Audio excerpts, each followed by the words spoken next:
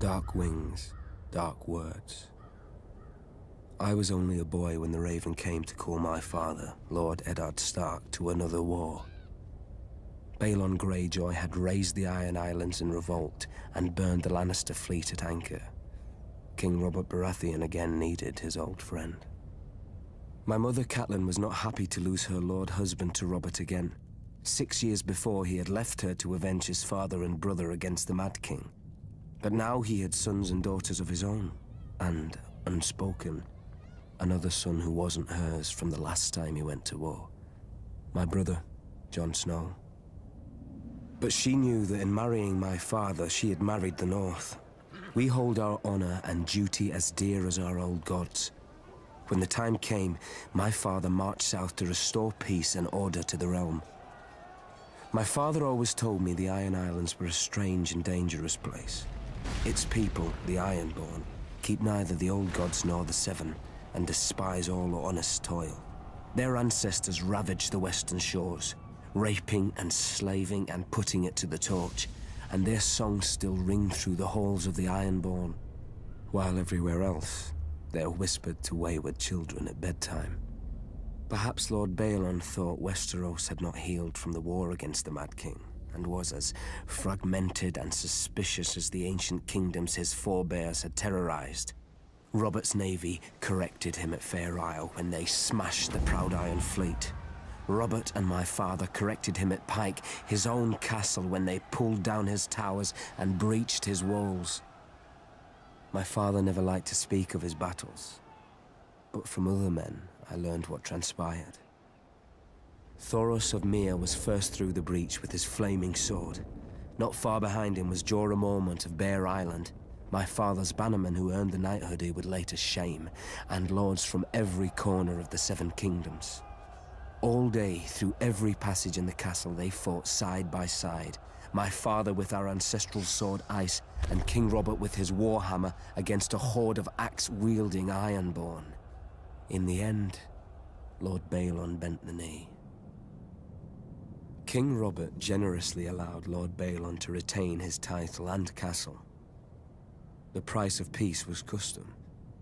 The only son of Balon's to survive his foolish rebellion would be taken as a hostage against future treasons. My father even volunteered to foster the boy himself, I suspect, to make Theon Greyjoy a different man than his father, who would bring honor and duty to the Iron Islands when he returned as heir. So my mother's silent fear came true, and my father returned with another child. Theon ate with us, played with us, and fought with us. Once the great bond between my father and Robert Baratheon united the realm against the Mad King and brought him to justice for his crimes. Now, another monster sits on the Iron Throne, and another debt of blood is owed my family. Theon is my murdered father's ward. I am my murdered father's son. Like my father and Robert, bound in blood, if not by blood, we are brothers.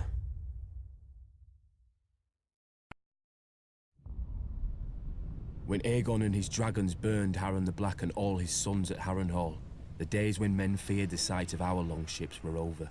Aegon would not permit marauders and raiders in his 7 kingdoms.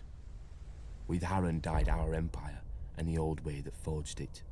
But what is dead may never die. 6 years after Robert Baratheon won his crown, my father, Balon Greyjoy, sought to restore our ancient rights. He declared the Iron Islands independent, and himself its king, and sent the Iron Fleet in a daring raid on Lannisport where they burned the Lannister ships at anchor, making us unchallenged in the Sunset Sea. This was the seed of our undoing. My eldest brother Roderick led a frontal assault on Seaguard, a town built to protect the mainland from us. After ferocious fighting beneath the city walls, he was slain by Lord Jason Mallister and his men defeated. By this time, Stannis Baratheon had brought Robert's fleet around Westeros, and somehow managed to trap the Iron Fleet at Fair Isle, smashing it. Robert's victory was now all but assured, yet we made him bleed for each island. Stannis Baratheon captured Great Wick, the largest of the Iron Islands, and Ser Barristan Selmy himself subdued Old Wick. Robert and Lord Eddard Stark led the main assault against the island of Pike. They razed the town of Lordsport to the ground before Robert turned his full fury on our family's stronghold. When they breached the walls, the first through was Thoros of Myr with his ridiculous flaming sword, followed by every minor lord of Westeros hungry for glory. My other brother Maron was killed when the siege engines brought down a tower on his head. I was now my father's only living son, and heir to the Iron Islands. When my father saw his cause was lost, he wisely conceded defeat to Robert, who otherwise would have pulled down our castle stone by stone with us in it. As my father said to me then, no man has ever died from bending his knee. He who kneels may rise again, blade in hand. He who will not kneel stays dead, stiff legs and all. As it stands, Robert allowed my father to keep his lands and title as Lord of the Iron Islands, King of Salt and Rock, Son of the Sea Wind, Lord Reaper of Pike, for a price. His last son and heir shipped off to Winterfell as an honoured guest. I would eat at the Stark's table and play with the Stark children. And if my father rebelled again, Lord Eddard Stark would take his sword and cut off my head. It would be his duty.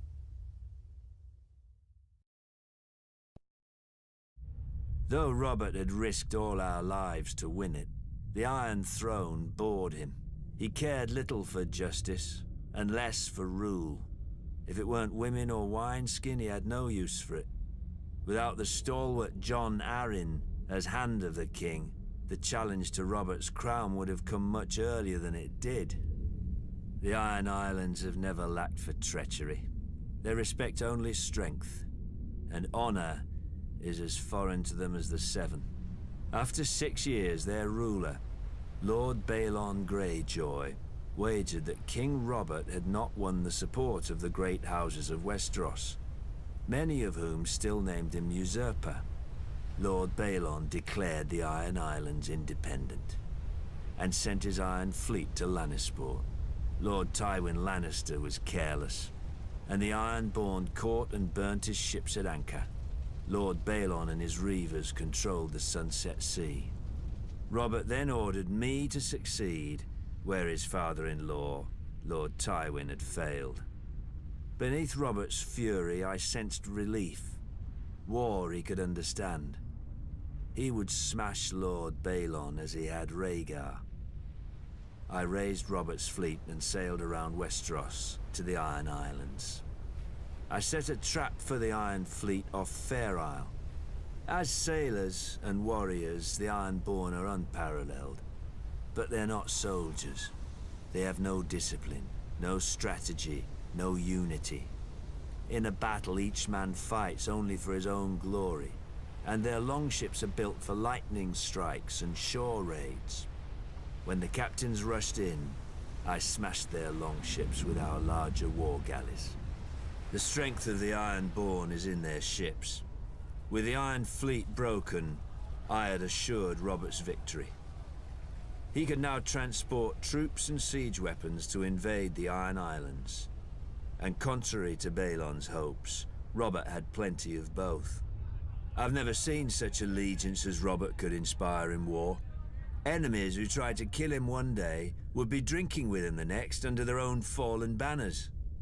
In rebelling against the Iron Throne, Lord Balon did more than Robert ever could to cement his rule. When Robert came to the Iron Islands, he brought with him the full power of Westeros. Sir Barristan Selmy of the King's Guard led the assault on Old Wick, while I subdued Great Wick, the largest of the Iron Islands. But Robert saved the seat of House Greyjoy, Pike, for himself and Lord Eddard. Robert would later boast of the battle's bloodiness and how he could have torn down the island into the waves if Lord Balon hadn't bent the knee. But if I'd have led the assault, Balon's neck would have bent, under his sword. Because I do not forget, I do not pardon. His time will come. All their times will come. My brother Robert Baratheon had raised the banners of Storm's End, our ancestral castle, against the mad King Aerys. John Arryn of the Vale and Eddard Stark of the North stood with him, and Hoster Tully of the Riverlands would join. But their lands were far from ours, and separated by the combined strength of the West, the Reach, and King's Landing itself. Even Robert's own lords were against him. It was the hardest choice I've ever made. My brother or my king. Blood or honor. Eyre is ruled by right of all the laws in Westeros. Everyone knew the price of defiance, but there are deeper, older laws. The younger brother bows before the elder. I followed Robert. Early in the war, Mace Tyrell's indecisive victory at Ashford cut Robert off from Storm's End. Instead of pursuing Robert and risking his record, Mace Tyrell turned east and laid siege to our home. His vast army and navy encircled us and prevented any resupply by land or sea. If a wagon tried to reach us, it was burnt. If a ship tried to land, it was sunk. We were locked in Storm's End to starve, but Robert commanded me to hold the castle no matter the cost. He could ill afford to lose his ancient seat, which had never fallen. While Robert smashed Rhaegar on the Trident, my men ate the dogs, because the horses had already been devoured. While the Lannisters sacked King's Landing, we ate the rats. If the smuggler Davos had not slipped through the Tyrell blockade with his onions, we'd have eaten our own dead. But I held the castle until Lord Eddard remembered us and marched to lift the siege. The Tyrells didn't even put up a fight.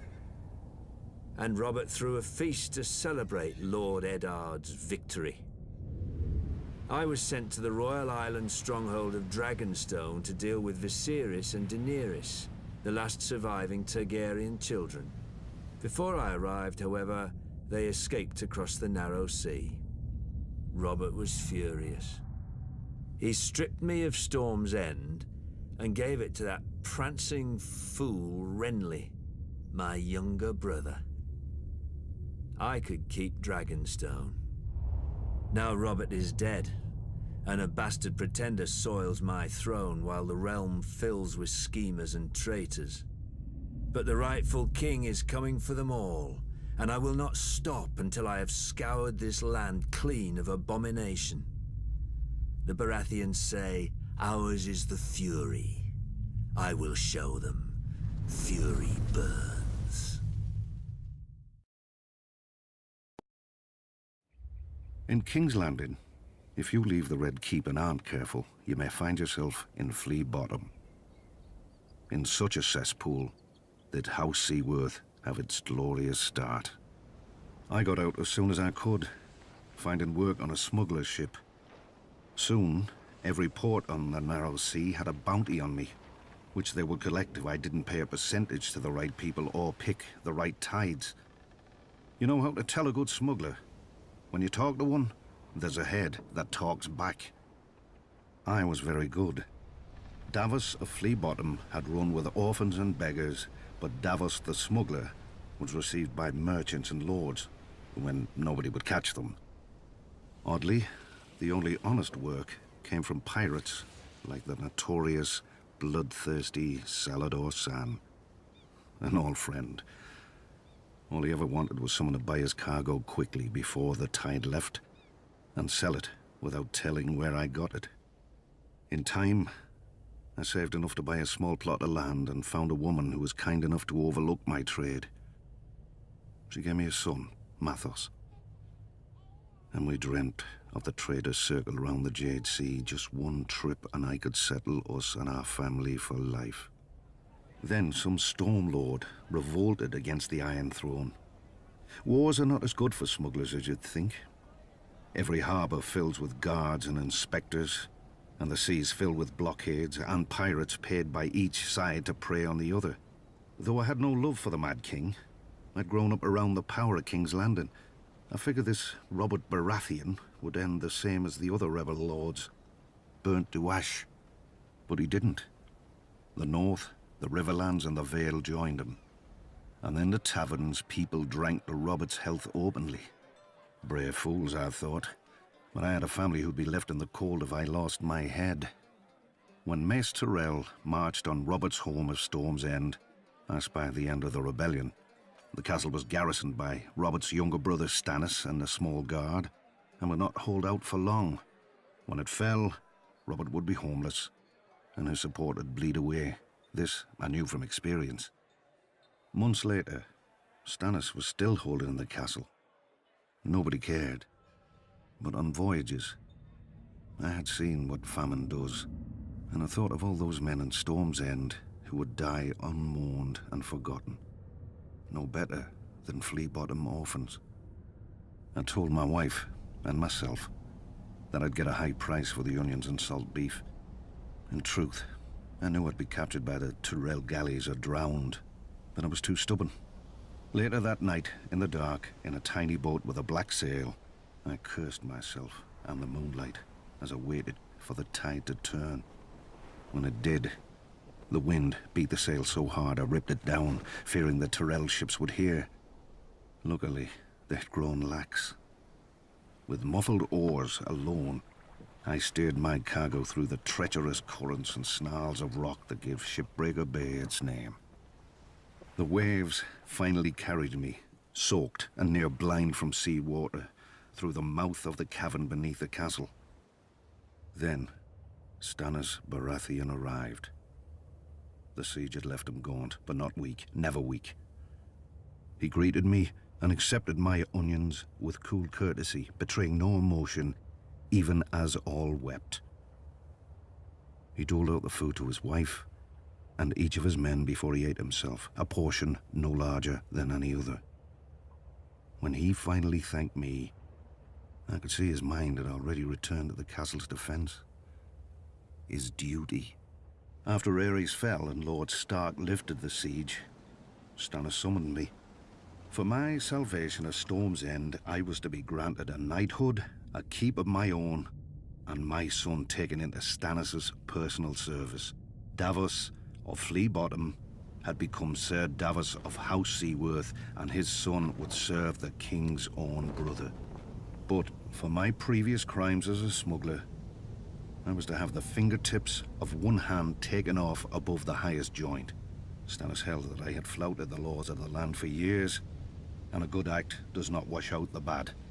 In one fell swoop, or 5, Stannis gave my son a future and my family a name that I could never have imagined, nor earned on my own. I still keep the finger bones in a bag around my neck, to remind me what I was and what I owed to Stannis. For during my many years as a smuggler, I visited many ports, taverns and back alleys, and saw many things in this world, but never justice. Until Stannis.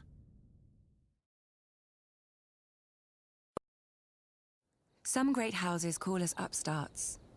But the truth is that while the Starks and Lannisters fell to the Targaryens in defeat, House Tyrell rose. For thousands of years, our family served as loyal stewards to the kings of the Reach, until the last of their line unwisely burned to death, resisting the Targaryen invaders.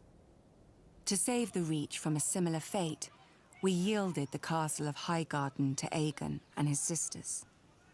In gratitude, the Targaryens gave House Tyrell dominion over the Reach. And we became lords of the castle in which, for generations, we had served. Under the Targaryen dynasty, Westeros prospered. Gone were the petty wars of 7 kingdoms and the endless thirst for minor glories that drove them. The Westerlands enriched the realm. The North guarded it. And the Reach and Riverlands fed it. This harmony is what Robert Baratheon shattered with his rebellion against Aerys Targaryen. When the call to arms came, though, we did not want to answer. The Reach is a gentle land, and honestly, the Mad King was not much loved. But we owed peace and status to his family. My father, Mace Tyrell, called his banners and marched north to battle the rogue Stormlord Robert, who had already defeated 3 forces in a single day. And, at Ashford, my father won. Some chastened my father for not pursuing Robert after the battle.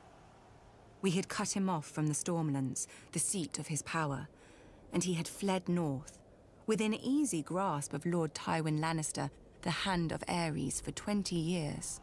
My father moved instead to lay siege to Robert's ancestral stronghold of Storm's End. The rose would strangle the stag as the lion pounced. So we waited.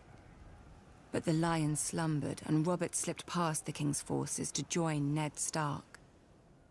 We could have lifted the siege and deployed our armies north to aid the crown.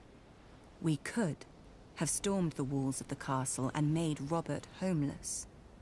But we had ample supplies, control of land and sea, and most of all, patience. Our siege would succeed, eventually, at little cost of life to us. If Robert prolonged the war with minor victories, our capture of Storm's End would hasten his downfall. And if Robert won the war, well, it would not do for him to find us in his halls with the bodies of his brother Stannis and his sworn men. When the lion finally showed his colors and purged King's Landing, we knew our cause was lost. My father chose the peaceful route and bent the knee to Robert, who heartily pardoned us. Strange, considering how we'd beaten him and starved his brother to the brink of death. We were to keep our lands, castle, and title, but we knew that we would never be welcome at court. It didn't matter. The Reach was still the most fertile of the Seven Kingdoms, and under our hand. Every flower, even the rose, needs pruning. Then it grows strong.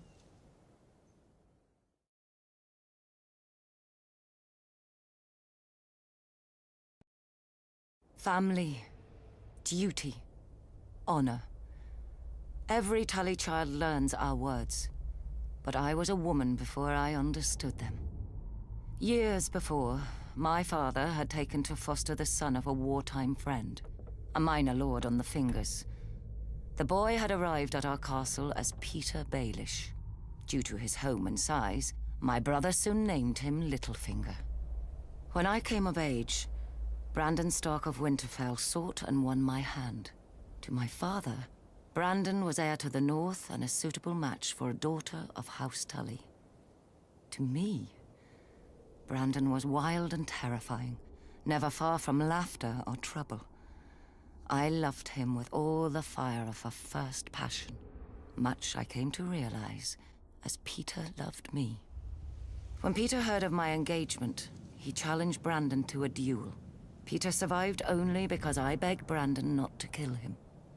I still thought of Peter as family. Now, I wish I had let him die. Only days before my wedding, when I thought to be happy forever, Prince Rhaegar Targaryen abducted Brandon's sister, Lyanna. Hot-blooded as always, Brandon immediately rode for King's Landing to demand justice, which the Mad King Aerys Targaryen gave him, in his own twisted fashion.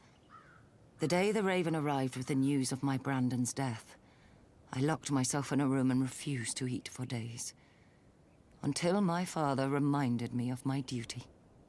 I was to marry Eddard, Brandon's younger brother, a man whom I had never met, though of whom none spoke ill, or spoke anything at all. Our union would cement an alliance of the North, Vale, Stormlands, and Riverlands in rebellion against the Mad King. I was a Tully. I did my duty. We were married quickly, and were spared only one night before he had to return to the field. I spent the war by the windows waiting for a raven to hear if my son would grow up fatherless or at all. We knew the price of defeat. I scoured the kitchens and washing rooms for any and all gossip. Robert had won and crushed the Mad King. Robert had lost, but Jaime Lannister was now king.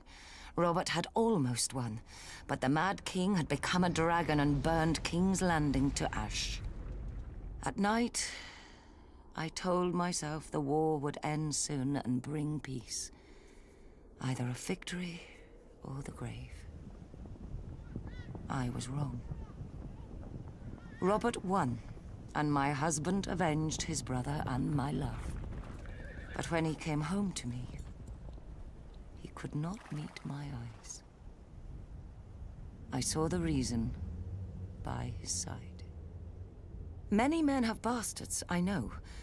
And under the strain of war, any man, no matter how honorable, may forsake his vows for a night of warmth that he may never know again. But Ned Stark was not built like other men. His northern honor would not let him sequester his shame in some distant holdfast.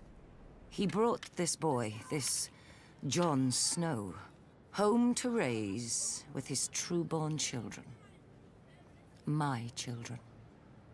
Yet even these bitter memories are sweet now. They are all I have left of my Ned. Our family is broken and scattered, and our son must wage a war for the pieces. We need to go home. The Starks are of the north, and, like the snows of winter when they come south, they melt away. House Tyrell trace our descent to Garth Greenhand, the legendary first king of the Reach who made the land bloom. But so too does every noble house around us. It seems dear ancestor Garth planted as many flowers as he plucked. A king should have more consideration for his line, don't you think? For over 1,000 years, the Greenhand sons and grandsons ruled the Reach as House Gardener. The offshoots of his daughters grew into vast and powerful houses in their own right, except for House Tyrell. We chose instead to serve our Gardener cousins faithfully as stewards, to manage their stronghold of Highgarden and the daily affairs of the Reach. Our words are growing strong. And under our stewardship, the Reach did just that. As did we. Until a blundering king almost cost us everything. Aegon Targaryen had landed in Westeros. King Mern allied us with the Rock to repel the upstart's army. One can only marvel that King Mern did not reconsider when he saw the living dragons against him. Perhaps he should have sought counsel from his trusted stewards before he set out. Then again, perhaps he did.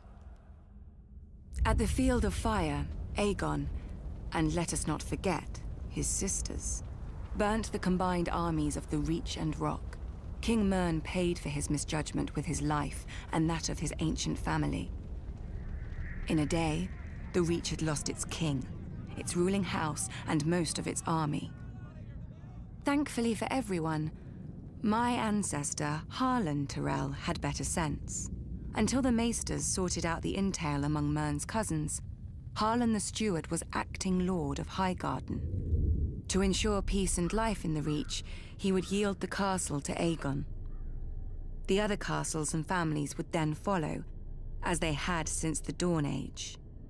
Aegon had a continent to conquer, and the fertile Reach was too valuable to raise. He accepted Harlan's proposal and welcomed our lands into his kingdom.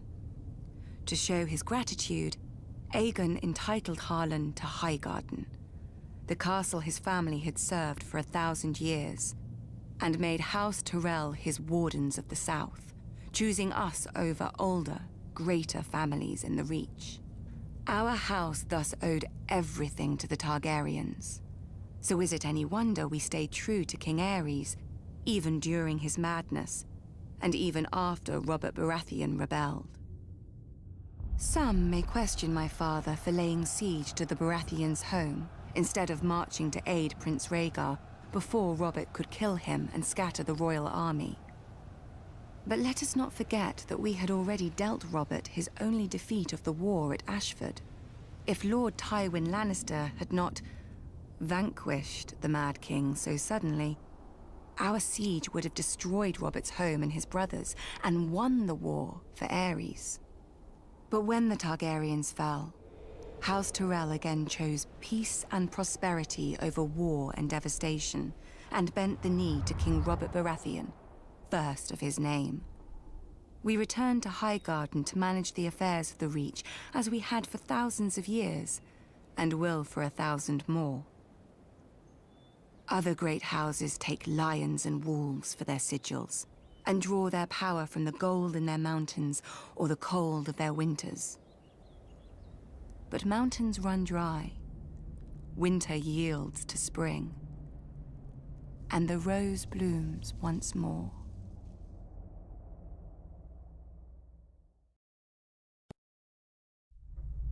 Where the north has its honor and the south its chivalry, the Iron Islands has its strength.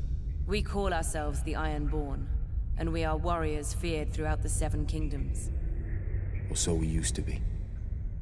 Unlike their mainland cousins, the first men of the Iron Islands never bowed to the old gods. Theirs was the Drowned God, who made the Ironborn to reave and sack and write their names in salt, steel, and song, that his enemy, the Storm God, could not wash away. We raised our kings from our own ranks, and used beaten foes as thralls to work our mines and farm our land. Or as salt wives, if a woman was pretty enough. Such was the old way, and while we followed it, we held sway wherever the waves were heard. When Aegon came demanding fealty, King Harren the Black ruled as far east as the Trident. Other kings like the Starks could kneel, but Harren was Ironborn, and the Ironborn must be beaten. In Harrenhal, he had the mightiest castle in Westeros, and the army to defend it. But Aegon did not intend a siege. He mounted his dragon and roasted Harren and all his sons in their tower, and the Old Way with them. Because of Harren's defiance, Aegon pushed the Ironborn back to our islands and gave the Riverlands to the Tullys. But he did allow the Ironborn to choose who would lead them. House Greyjoy had always been one of the greatest houses of the Iron Islands. We trace our descent from the Age of Heroes and the legendary Grey King, who took a mermaid to wife and made war upon the Storm God for 1,000 years. Blessed by the Drowned God, the Grey King fought and slew Naga, the great sea dragon, and took her fire for his own. This history made our ancestor Vicon Greyjoy the natural choice to lead the Ironborn after Aegon's conquest. For 300 years, House Greyjoy ruled the Ironborn. We styled ourselves Lord of the Iron Islands, King of Sultan Rock, Son of the Sea Wind, Lord Reaper of Pike. In truth, we were thralls. Our people still chanted, "What is dead may never die." But the Old Way had died.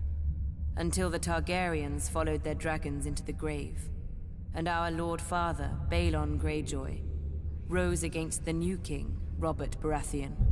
He seized our ancient crown and sent our Iron Fleet against the Lannisters at Lannisport, burning all their ships before any could weigh anchor. Though Robert and Eddard Stark would later defeat him, they understood us no better than Aegon. The Greyjoy sigil is the Kraken. What it grasped once, it will never surrender. What is dead may never die, but rises again, harder and stronger.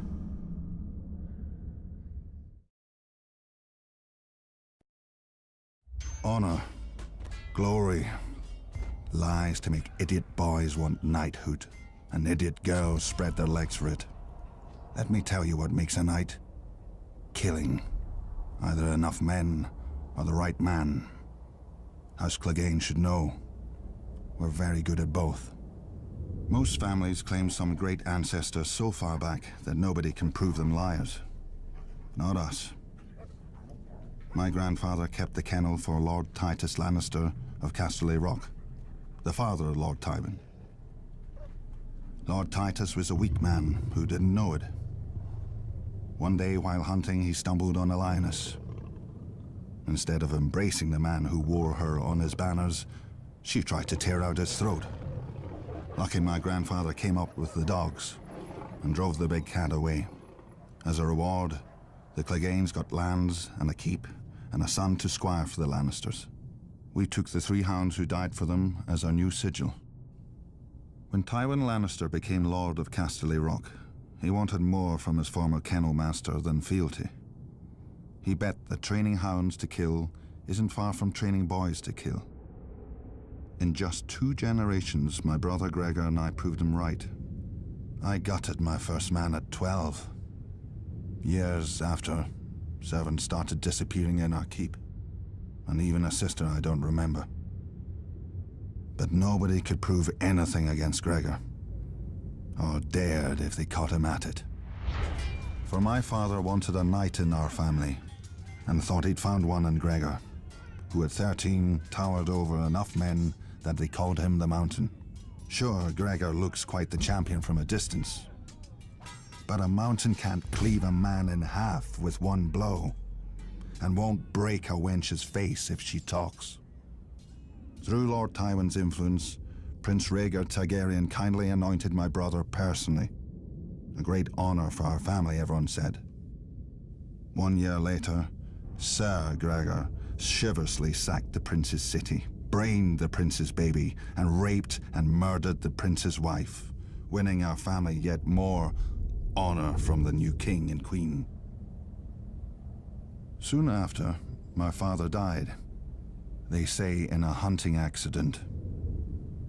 The same day that Gregor became lord of the Clegane lands, gold and anything under his roof, I left our home to take service at Casterly Rock. Lord Tywin is not like his father. Neither is King Joffrey, or the likes of me would never be on the King's Guard, with all those true knights. Between them, a man who serves the Lannisters will never lack for killing. I'll guard this king, such as he is.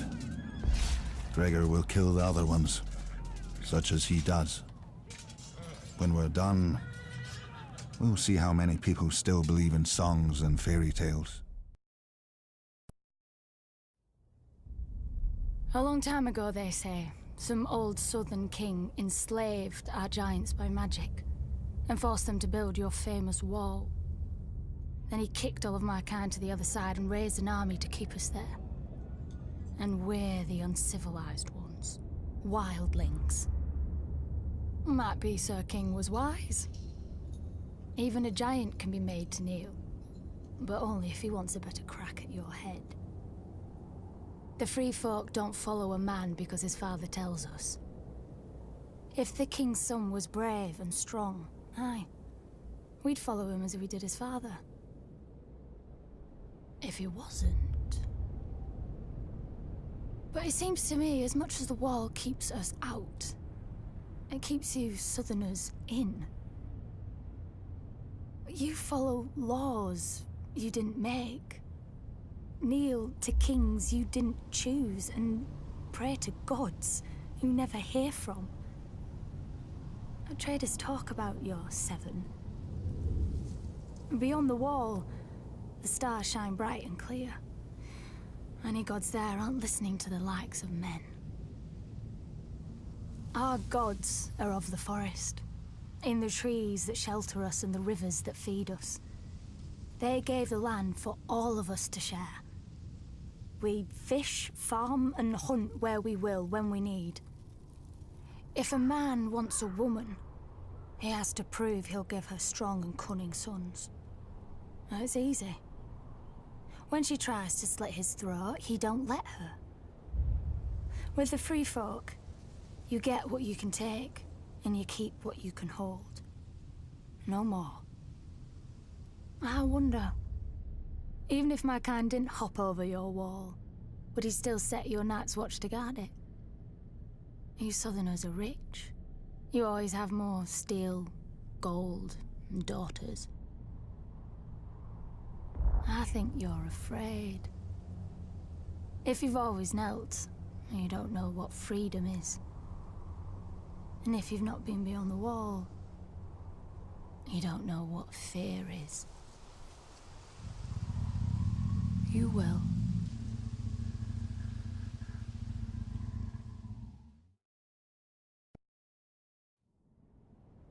Swords in the darkness.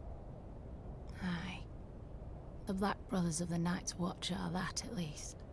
As too many of the free folk know. You southerners are strange. A man murders, and you train him to kill better.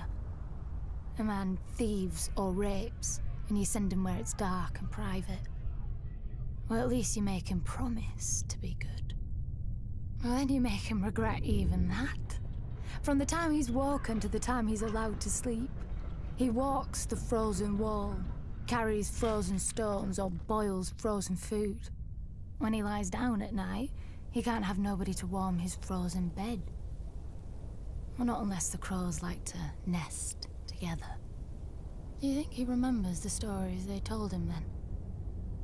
About when the White Walkers woke in the land of Always Winter, and how the Wall and the Night's Watch were raised to stop them the next time. Never mind trapping us on the other side. We free folk have our stories too.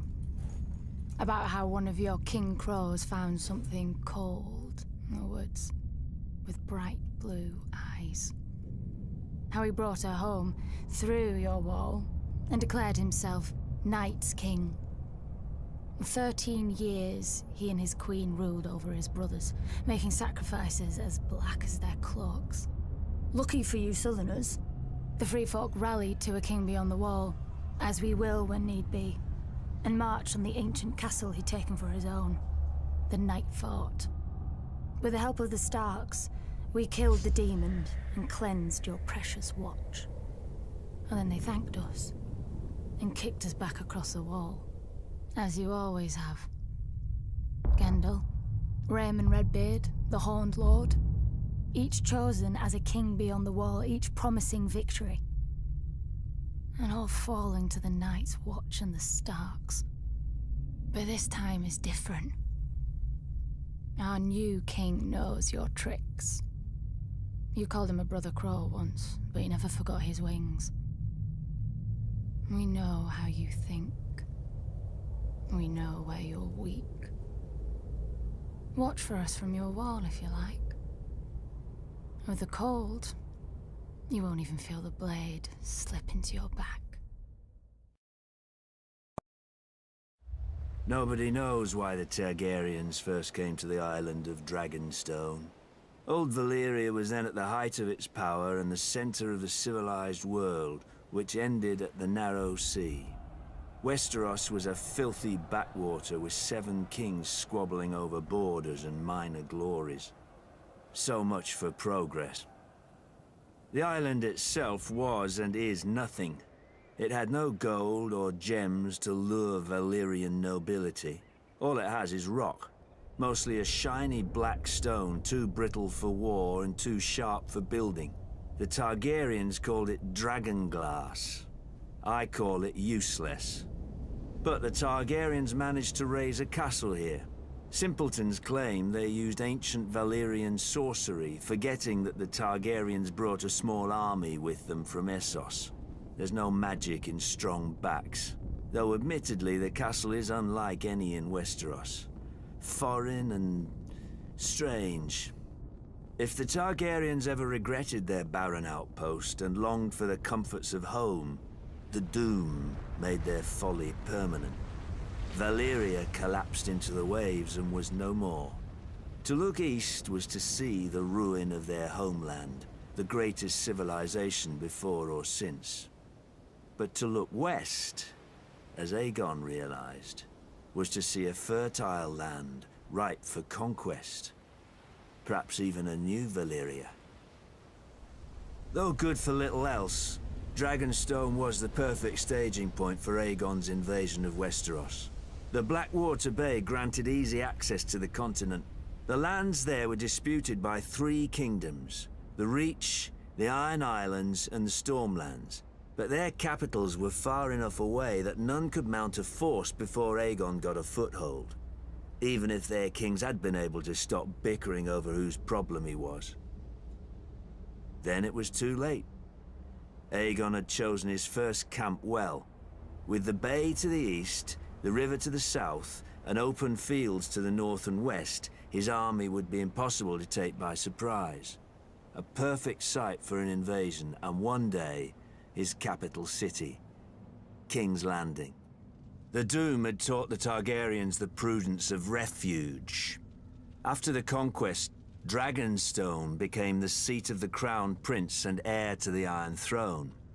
It would serve them well, and me ill, 300 years later, after my brother Robert Baratheon rebelled against the Iron Throne and the Lannisters slaughtered the Mad King Aerys and his royal family. Robert dispatched me to deal with the last surviving Targaryen children. But before I arrived, a loyal knight smuggled them across the narrow sea to safety. Hatred for the Targaryens blinded Robert. Unjustly, I was blamed and stripped of our family's castle of Storm's End and given Dragonstone in its stead.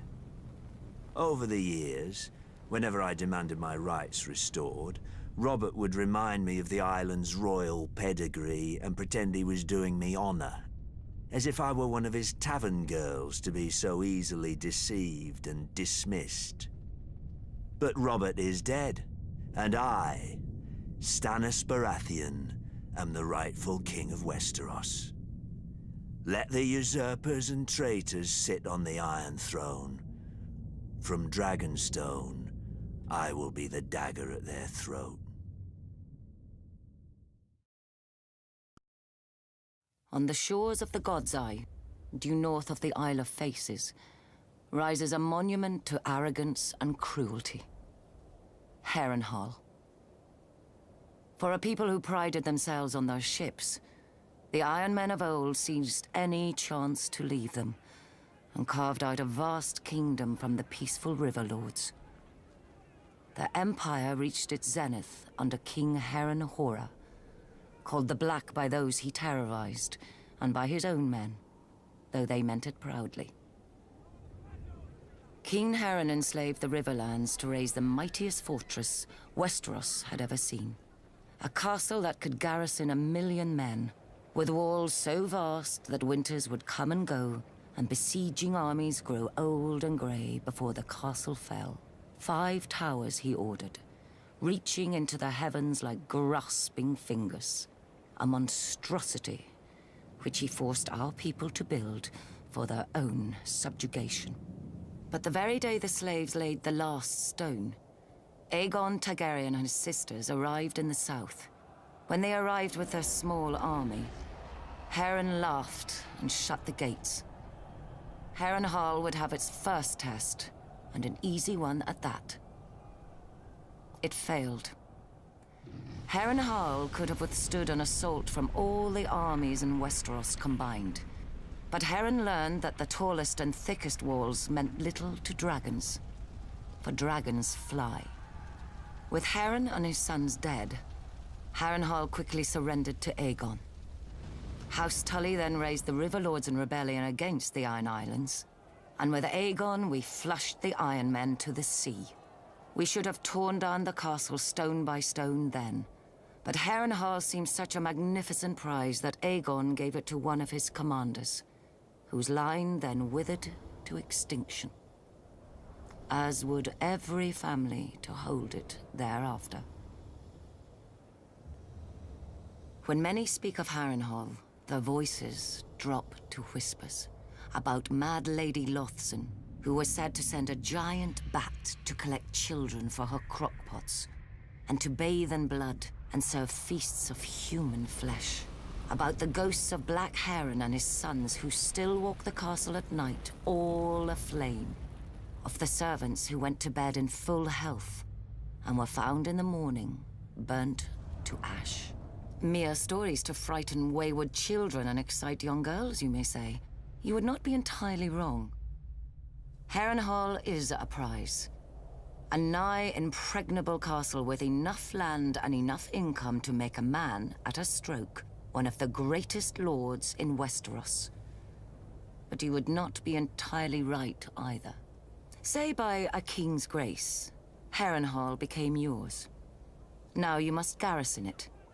You must repair it and maintain it. Even stretched to the ends of your means, you cannot fill and manage the whole castle. So you retreat your household to 4 of the 5 towers, then 3, then 2, then only the bottom thirds of those.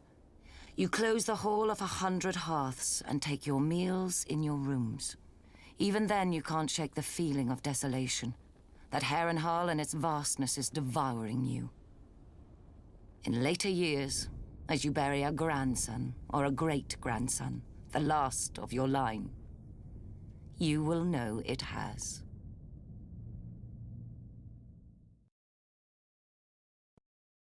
At its height, the Valyrian freehold ruled over half the known world. Not bad for former shepherds, but the doom fell on them and sank their capital into the sea. Now Volantis is the ember of old Valyria, ensuring its flame does not go out from this world, as any Volantine will tell you. Pentoshi say the same about Pentos, Lycians about Lys, and so on. But after enough time in the 9 free cities, it's hard to see them as anything but ashes of glory. Volantis is the oldest, the first colony of Valyria. After the Doom, the Volantines tried to rebuild the Empire under their rule. They failed. Not least because the last Valyrian with dragons, Aegon Targaryen, entered the war against them. Now they are content to dominate only their lower classes, or so they say. Braavos is the strangest, a city erected not by the freehold, but against it. A labyrinth of illusion and deceit to hide the refugees from Valyria's slave lords. After the Doom, the city emerged from the shadows to become one of the greatest banking centers in the world. A man can get anything in Braavos, for a price. Especially death. Your own if you offend one of the swaggering swordsmen that pollute the city. Or, if you're very rich, or very desperate, anyone else's. Lys is the easiest of the free cities, full of pleasure houses catering to every taste, no matter how peculiar. Many men lose themselves in Lys and are never found, at least alive. When a man runs out of coin, the Lycians may grant him their other speciality on the house: poison. Pentos is the most ruthless. The Magisters make a great show of choosing the Prince of Pentos from the great families and granting him the powers of trade, justice, and war, as long as he checks with them first. On the new year, to bring good fortune to Pentos, this prince must deflower the Maid of the Field and the Maid of the Seas. I confess I don't know how each is chosen, or what becomes of them after serving their purpose. But if a crop should fail or a war be lost, the Magisters will slit the prince's throat and choose another. The other free cities are known for what they make. Mia has its lenses and finery, Norvos, its axes, Quohor, its smiths who can reforge Valyrian steel, Tyrosh, its colors. I'm sure Lorath had something to the world, but I can't think of it. Frankly, the 9 of them are more alike than they would care to admit. They hire the same soldiers to fight the same wars for the same rulers, the rich, be they called Magisters, Archons, or what have you. When a Dothraki Khalasar approaches, they gift the same tribute to avoid the same sacking. For thousands of years, the disgraced of Westeros have drained east to pool in the free cities, where a man of honor counts for less than nothing, unless it raises his price.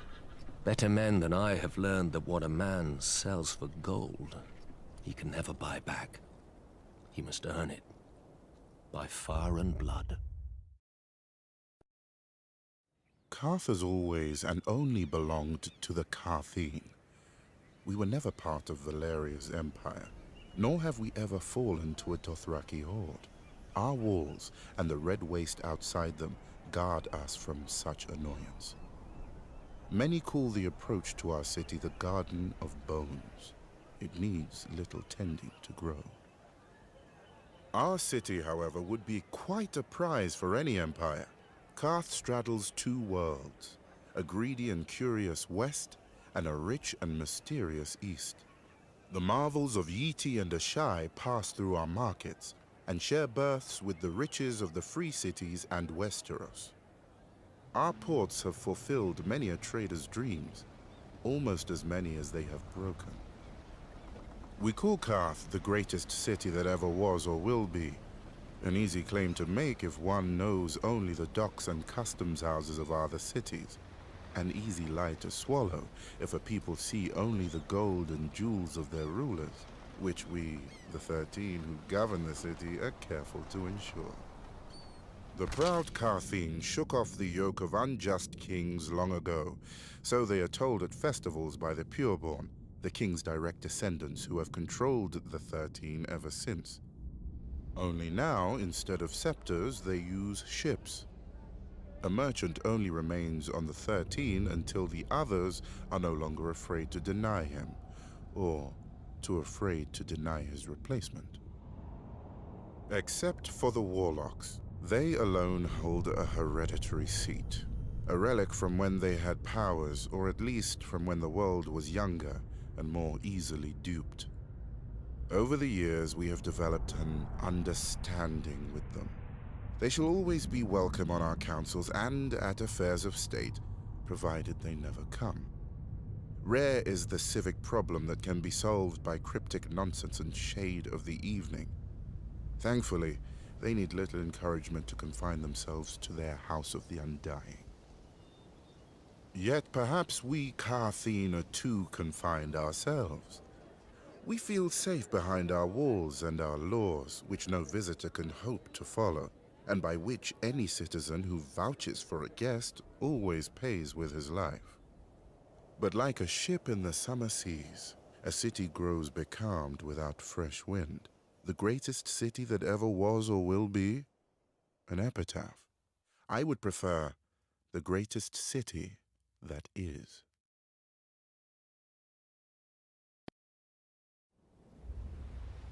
The Seven are gods of weakness and defeat, pretty chains that the first men kindly put on after the Andals crushed them, except in the Iron Islands. Since the Dawn Age, the Ironborn have followed the drowned god, who plucked fire from the sea and made us to reave and sack and carve our names in blood and song. When the Andals landed on the Iron Islands, they found a god who was father, warrior, and stranger, who took mother, maiden, and crone when he would, and held the smith in thrall. His priests are the drowned men, who are clothed and armed by the sea itself.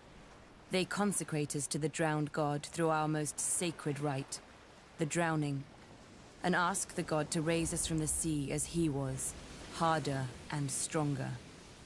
The Ironborn do not fear the bloodiest battles or the roughest waves, for the drowned god taught us long ago that what is dead may never die.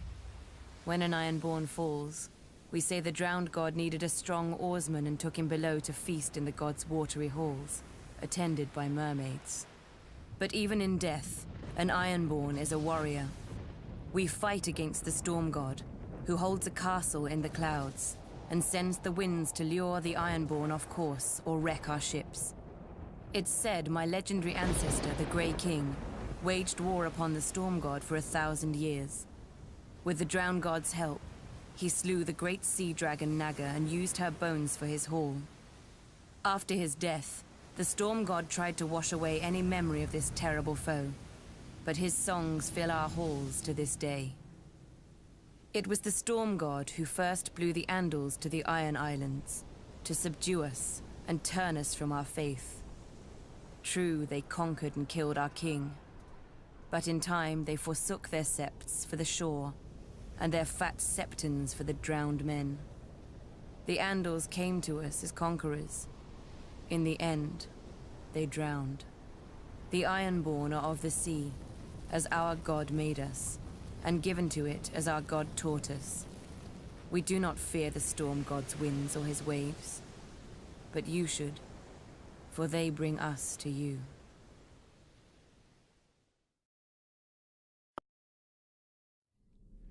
Dragons conquered the Seven Kingdoms, but to rule them, the Targaryens needed a less temperamental tool. When the great King Maegor saw the power of the Alchemist Guild, he blessed us with his patronage. In those days, we commonly transmuted metals and other wonders, but the king was most interested in our mastery of the substance, which those not of our order dub wildfire. A slight misnomer. To the uninitiated, the substance indeed seems uncontrollable. Water will not extinguish it, nor plate of steel repel it. Our order alone knows its secrets. In bare stone cells beneath the Guildhall, our acolytes prepare the substance with utmost care and ancient magic. Apprentices then remove the jars to a secure storage. Overseeing its purity are the wisdoms, such as myself, who are adept in the alchemical mysteries. Should an acolyte prove unworthy and allow the substance to ignite, the ceilings are spelled to collapse and fill the room with sand. For once lit, only smothering or starvation will quench the fire. Many years did the Alchemist Guild serve the Targaryens faithfully, until we were beset on all sides by the envious, the Order of Maesters, who dismissed all learning but their own, and the charlatans who hucked green paint and worse in our names. After the unfortunate Prince Aerion Targaryen, drunk with wine, boasted that a draught of the substance would transmute him into a dragon, we lost our royal favor. Then came the wise King Aerys, second of his name. I was merely an acolyte when he restored our guild to its former glory. As had his great forefathers, he appreciated our secret arts, even naming Wisdom Rossart as Hand of the King. Together, they punished his enemies as befits a true Targaryen. During the War of the Usurper, I heard whispers that King Aerys had engaged our greatest wisdoms for an ultimate weapon against his foe. But sadly, King's Landing must have fallen before it could be used, and many of our wisdoms disappeared in the sack of the city, victims of ignorance and envy, as ever, I'd wager. Yet our order perseveres, like the substance which grows ever more potent as it ages. We perfect our ancient arts in darkness, forgotten by the world. We are masters of the fire, but we live only to serve. All we need is the right spark. The East is plagued with mystics who claim many dread powers but prove only one, separating the foolish from their purses. Not so with the renowned warlocks of Karth. They demand a much dearer coin in return for their parlor tricks: respect. Once, the warlocks truly were mighty, or so they would have us believe. I do not doubt they have many secrets. They are an old order, and one does not obtain a seat on the 13, the governing council of Karth, without making 12 of our most powerful citizens afraid to forbid it. Thankfully for Karth, the warlocks exert little influence in our politics. They rarely leave the confines of the House of the Undying, a pompous name, but, I admit, a strange and dark tower. It is said that none who enter ever leave. Of course, since there are no visible doors, I have to believe none ever enter either. We can only imagine what the warlocks do inside. I wager we do not have to imagine much.